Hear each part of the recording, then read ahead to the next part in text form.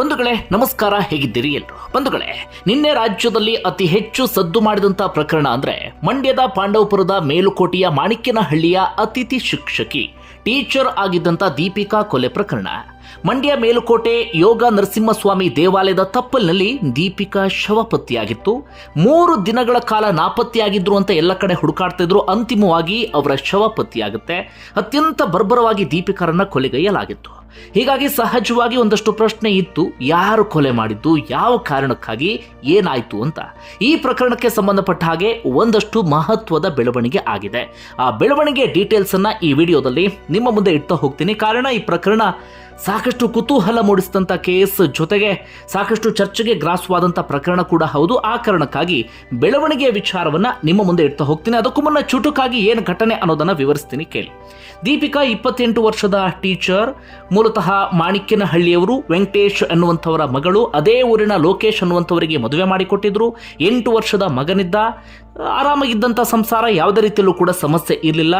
ಈ ಮೇಲುಕೋಟೆಯ SCT public ಶಾಲೆಯಲ್ಲಿ ಅತಿಥಿ ಶಿಕ್ಷಕಿಯಾಗಿ ಕೆಲಸವನ್ನ ಮಾಡ್ತಾ ಇದ್ರು. ಸ್ಕೂಲಿಗೆ ಹೋಗಿ ಬರ್ತಾ ಇದ್ರು. ಮನೆಯಲ್ಲಿ ಉಳಿದಂತೆ ಗಂಡ ಮಕ್ಕಳ ಜೊತೆಗೆ ಆರಾಮಾಗಿದ್ದಂಥವರು ದೀಪಿಕಾ. ಇನ್ನು ಟೈಮ್ ಸಿಕ್ಕಾಗಲೆಲ್ಲ ಸೋಷಿಯಲ್ ಮೀಡಿಯಾದಲ್ಲಿ ಸಿಕ್ಕಾಪಟ್ಟೆ ಆಕ್ಟಿವ್ ಆಗಿದ್ರು. ರೀಲ್ಸ್ ಮಾಡ್ತಾ ಇದ್ರು ಬ್ಯಾಕ್ ಟು ಬ್ಯಾಕ್. ಆ ಮೂಲಕ ಒಂದಷ್ಟು ಫಾಲೋವರ್ಸ್ ಅನ್ನ ಸಂಪಾದನೆ ಮಾಡಿದಂಥವರು ದೀಪಿಕಾ. ಹೀಗಿದ್ದಂಥ ದೀಪಿಕಾ ಶನಿವಾರ ಸ್ಕೂಲ್ಗೆ ಹೋಗಿದ್ರು. ಹಾಫ್ ಡೇ ಸ್ಕೂಲನ್ನು ಮುಗಿಸ್ಕೊಂಡು ಬಂದಂಥವರು ಅದಾದ ಬಳಿಕ ನಾಪತ್ತೆಯಾಗಿದ್ರು. ಕೊನೆಗೆ ಈ ದೇವಸ್ಥಾನದ ತಪ್ಪಲಿನಲ್ಲಿ ಅವರ ಸ್ಕೂಟಿ ಒಂದು ಪತ್ತೆಯಾಗತ್ತೆ. ಜೊತೆಗೆ ಅಲ್ಲಿ ಬಂದಂತ ಟೂರಿಸ್ಟ್ಗಳು ಒಂದು ವಿಡಿಯೋವನ್ನ ಮಾಡಿ, 13 ಸೆಕೆಂಡ್ನ ವಿಡಿಯೋವನ್ನ ಮಾಡಿ ಪೊಲೀಸರಿಗೆ ಕಳಿಸಿರ್ತಾರೆ. ಆ ವಿಡಿಯೋದಲ್ಲಿ ದೀಪಿಕಾ ಓರ್ವ ಯುವಕನ ಜೊತೆಗೆ ಜಗಳ ಆಡ್ತಿದ್ದಂಥ ದೃಶ್ಯವೂ ಕೂಡ ಇತ್ತು. ಹೀಗಾಗಿ ಮನೆಯವರಿಗೆ ಆತಂಕ ಶುರುವಾಗಿತ್ತು. ಸ್ಕೂಟಿ ಇದೆ, ದೀಪಿಕಾ ಕಾಣಿಸ್ತಾ ಇಲ್ಲ.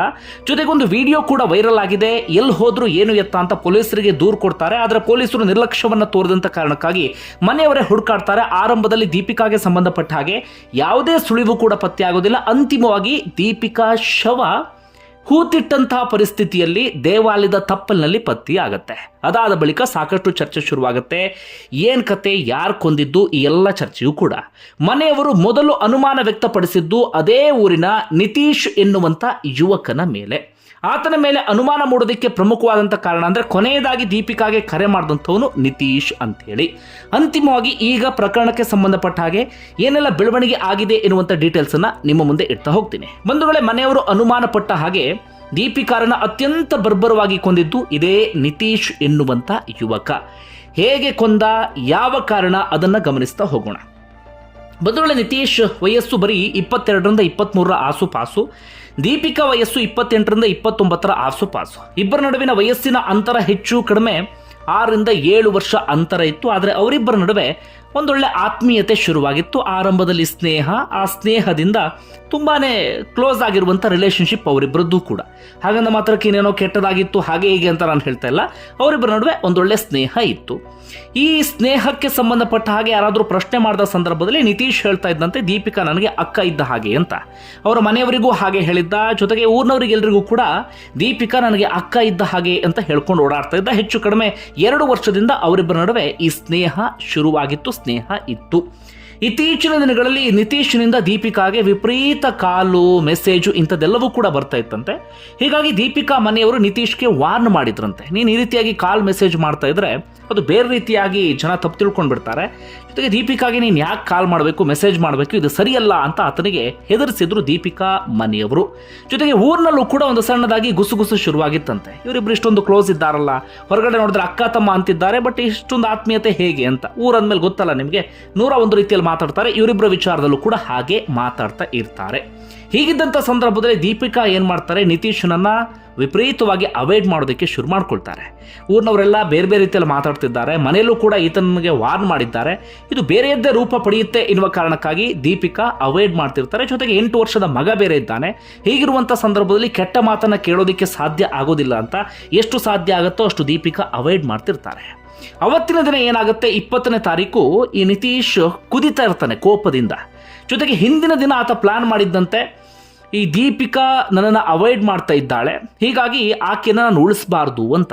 ಯಾಕಂದ್ರೆ ಅಷ್ಟರ ಮಟ್ಟಿಗೆ ದೀಪಿಕಾಳನ್ನು ಆತ ಹಚ್ಕೊಂಡಿದ್ದ. ಒಂದು ರೀತಿಯಲ್ಲಿ ಪೊಸೆಸಿವ್ ನೇಚರ್ ಆತನಿಗೆ ಇತ್ತು. ಚಿಕ್ಕ ವಯಸ್ಸು ಬೇರೆ, 22ರಿಂದ 23ರ ವಯಸ್ಸು. ಹೀಗಾಗಿ ಆ ವಯಸ್ಸಲ್ಲಿ ಶುರುವಾಗುವಂತಹ ಬೇರೆ ಭಾವನೆ ದೀಪಿಕಾ ಮೇಲೆ ಶುರು ಆಗಿತ್ತು ಆತನಿಗೆ ಅದಾಗಲೇ. ಜೊತೆಗೆ ಅವಾಯ್ಡ್ ಮಾಡೋದನ್ನು ಆತನಿಗೆ ಸಹಿಸ್ಕೊಳ್ಳೋಕೆ ಸಾಧ್ಯ ಆಗಲಿಲ್ಲ. 20ನೇ ತಾರೀಕು ಆತನ ಬರ್ತ್ಡೇ ಇರುತ್ತೆ. ಹೀಗಾಗಿ ಬರ್ತ್ಡೇಯ ನೆಪದಲ್ಲಿ ಆ ಬೆಟ್ಟದ ತಪ್ಪಲಿಗೆ ಆತ ಕರೆಸ್ಕೊಳ್ತಾನೆ. ನಾವು ಊರಲ್ಲಿ ಏನಾದರೂ ಸಿಕ್ಕಿ ಮಾತಾಡಿದ್ರೆ ಜನ ಈಗಾಗಲೇ ಅನುಮಾನ ವ್ಯಕ್ತಪಡಿಸ್ತಾ ಇದ್ದಾರೆ, ಏನು ಬೇರೆ ಬೇರೆ ರೀತಿಯಲ್ಲಿ ಮಾತಾಡೋ ಸಾಧ್ಯತೆ ಇದೆ, ನಿಮ್ಮ ಮನೇಲಿ ಬೇರೆ ವಾರ್ನ್ ಮಾಡಿದ್ದಾರೆ, ಹೀಗಾಗಿ ತಪ್ಪಲಿಗೆ ಬಾ ಅಂತ ಹೇಳಿ ಕರೆಸ್ಕೊಂಡಿದ್ದಾನೆ. ಈ ದೀಪಿಕಾ ಕೂಡ ಆತನಿಗೋಸ್ಕರ ಒಂದು ಶರ್ಟ್ ಅನ್ನ ಗಿಫ್ಟ್ ಅಂತ ಹೇಳಿ ತೆಗೆದುಕೊಂಡು ಬೆಟ್ಟದ ತಪ್ಪಲಿಗೆ ಹೋಗಿದ್ದಾರೆ. ಆ ಬೆಟ್ಟದ ತಪ್ಪಲಿಗೆ ಹೋಗಿ ಸ್ಕೂಟಿಯನ್ನು ನಿಲ್ಲಿಸಿ ಅಲ್ಲಿ ಇಬ್ರು ಕೂಡ ಮಾತಾಡೋದಕ್ಕೆ ಶುರು ಮಾಡ್ಕೊಂಡಿದ್ದಾರೆ. ಮಾತಾಡ್ತಾ ಅವರ ನಡುವೆ ಜಗಳ ಆರಂಭ ಆಗಿದೆ. ಹೀಗೆ ಜಗಳ ಮಾಡ್ತಿದ್ದ ಸಂದರ್ಭದಲ್ಲಿ ಅಲ್ಲಿ ಬಂದಂತ ಒಂದಷ್ಟು ಪ್ರವಾಸಿಗರು ಈ ವಿಡಿಯೋವನ್ನ ಮಾಡಿದ್ದಾರೆ. ಅವರಿಗೂ ಕೂಡ ಅದು ಏನು ಎತ್ತ ಅಂತ ಗೊತ್ತಾಗಿಲ್ಲ, ಜೊತೆಗೆ ಬಿಡಿಸಬೇಕು ಅಂತಲೂ ಕೂಡ ಅನಿಸಿಲ್ಲ ಅಂತ ಕಾಣುತ್ತೆ. ಒಟ್ಟಾರೆಯಾಗಿ ವಿಡಿಯೋ ಮಾಡಿ ಪೊಲೀಸರಿಗೆ ಸೆಂಡ್ ಮಾಡಿದ್ದಾರೆ. ನೋಡಿ ಹೇಗೆ ಒಂದು ಜಗಳ ಆಗ್ತಿದೆ, ಇಲ್ಲಿ ಇದು ಬೇರೆ ರೂಪವನ್ನು ಪಡೆಯುವ ಹಾಗೆ ಕಾಣಿಸ್ತಾ ಇದೆ ಅಂತ. ಯಾಕಂದ್ರೆ ಅಷ್ಟೊತ್ತಿಗಾಗಲೇ ನಿತೀಶ್ ದೀಪಿಕಾಳನ್ನ ಎಳೆದಾಡೋದಕ್ಕೆ ಶುರು ಮಾಡ್ಕೊಂಡಿದ್ದ.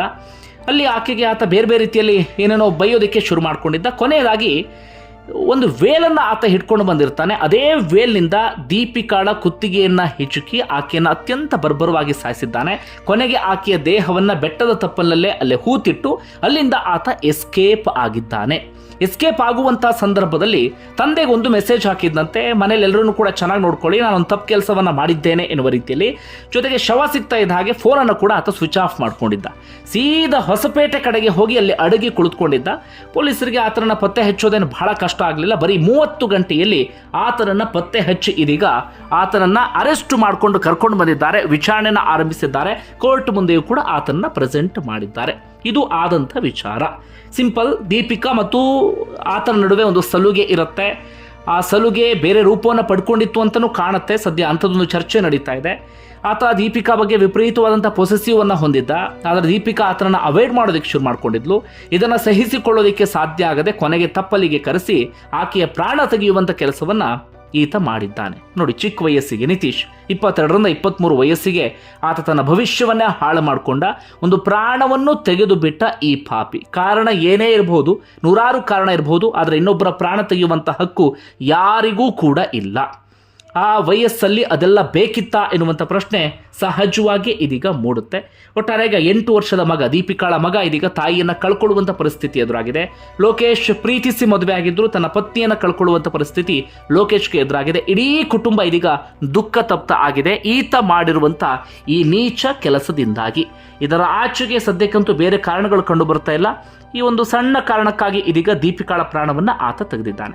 ಒಟ್ಟಾರೆಯಾಗಿ ಪ್ರಕರಣಕ್ಕೆ ಸಂಬಂಧಪಟ್ಟ ಹಾಗೆ ಸಾಕಷ್ಟು ಪ್ರಶ್ನೆ ಇತ್ತು. ಆ ಪ್ರಶ್ನೆಗಳಿಗೆಲ್ಲ ಇದೀಗ ಉತ್ತರ ಸಿಕ್ಕಿದೆ. ಹೇಗೆ ಕೊಂದಿದ್ದು, ಯಾರು ಕೊಂದಿದ್ದು, ಯಾಕೆ ಕೊಂದಿದ್ದು ಎನ್ನುವಂಥ ಪ್ರಶ್ನೆಗೆ. ಬಂಧುಗಳೇ, ಈ ವಿಚಾರಕ್ಕೆ ಸಂಬಂಧಪಟ್ಟ ಹಾಗೆ ನಿಮ್ಗೆ ಏನನ್ಸುತ್ತೆ ಕಮೆಂಟ್ ಮಾಡಿ ತಿಳಿಸಿ. ನಿಮ್ಮ ಅಭಿಪ್ರಾಯ ಬಹಳ ಮುಖ್ಯ. ಧನ್ಯವಾದ ಇಲ್ಲಿವರೆಗೆ ವಿಡಿಯೋ ನೋಡಿದ್ದಕ್ಕಾಗಿ.